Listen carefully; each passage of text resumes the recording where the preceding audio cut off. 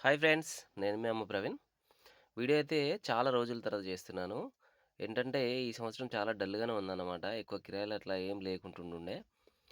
అంటే మేము లాంగ్ ఎళ్ళేవాళ్ళం కాదు కాబట్టి, ఎళ్ళినా గూడా మేము అప్ అండ్ డౌన్ కిరాయిలు చూసుకోలేమన్నమాట. జస్ట్ కిరాయి చూసుకొని వచ్చేవాళ్ళమే. డ్రాప్ జేయడం గానీ, అట్లా చేసుకొని వచ్చేవాళ్ళమే.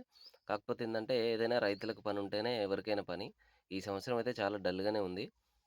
ఎక్కువ లేకుంటుండే. అయితే మనకొక కాలయితే వచ్చింది. నార్మల్‌గా పచ్చి పసుపు సిటీకి తీసుకెళ్ళాలి అని. సిటీ అంటే మా దగ్గర హన్మకొండ అనమాట. వరంగల్ హన్మకొండ. సరే తీసుకెళ్తా అని చెప్పా. కాకపోతే ఏందంటే నాకిక్కడ డౌటొచ్చిందేంటంటే పచ్చి పసుపు అంటే సిటీకి తీసుకెళ్తున్నామంటే 10, 12 కిలోలంటే ఏదైనా సరే ఏదైనా అకేషన్ ఉంటే మ్యారేజ్ గాని, అది ఇది ఉంటే ఫేస్ పెట్టుకోవడానికి లేదా ఏదైనా ఆర్గానిక్ ప్రోడక్ట్ తయారు చేసుకోవడానికి అట్లా వాడతా ఉంటారని అనుకునేవాళ్ళం. చూడండి పసుపు చాలా బావుంది ఇక్కడ మా దగ్గర. అందుకనే ఇక్కడ సెలెక్ట్ చేసుకున్నాననమాట. కాకపోతే ఇక్కడేంటంటే 10, 12 క్వింటాన్‌లనమాట. 12 క్వింటాన్లు తీసుకెళ్ళాలనేసరికి నాకు గూడా కొంచెం డౌటొచ్చింది. 12 క్వింటాలు తీసుకెళ్ళి ఏం జేస్తారు? అసలేంటి ప్రాసెస్ అని నేననుకున్నాను.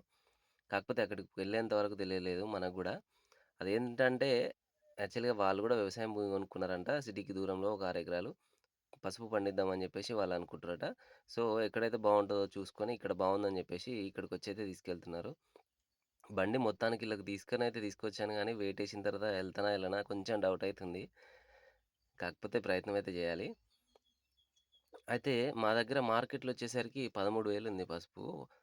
అంటే ఉడకబెట్టేసి, ఎండబెట్టేసిన తర్వాత మార్కెట్ తీసుకెళ్తే, ఇది పచ్చి పసుపు కాబట్టి ఇతనొచ్చేసి 4,000 కింటానిస్తున్నాడు. అంటే వెయిట్ ఉంటది గదా! వెయిట్ ఉంటది. ప్లస్సు ఆయనకు గూడా వర్క్ చాలా తక్కువనమాట. ఇగ మళ్ళీ ఉడకబెట్టాలి, ఆరబోయాలి అలాంటి పనేమి ఉండదనమాట. సో, అందుకనే 4,000 కింటా చొప్పునయితే ఇస్తున్నాడు. అది చూడండి పసుపు ఎంత నీట్‌గుంది. ఇదైతే చాలా బావుంది. ఇట్లా పురుగు గిట్లా ఏం లేకుండా ఉంటాయనమాట. బండయితే చాలా సింపుల్‌గానే బయటికెళ్ళిపోయింది. నేను ఏదో కొంచెం ఇబ్బంది పడతదేమో అనుకున్నా గానీ, అలా ఇబ్బందేం పడలేదు. సింపుల్‌గానే బయటికైతే వచ్చేసింది.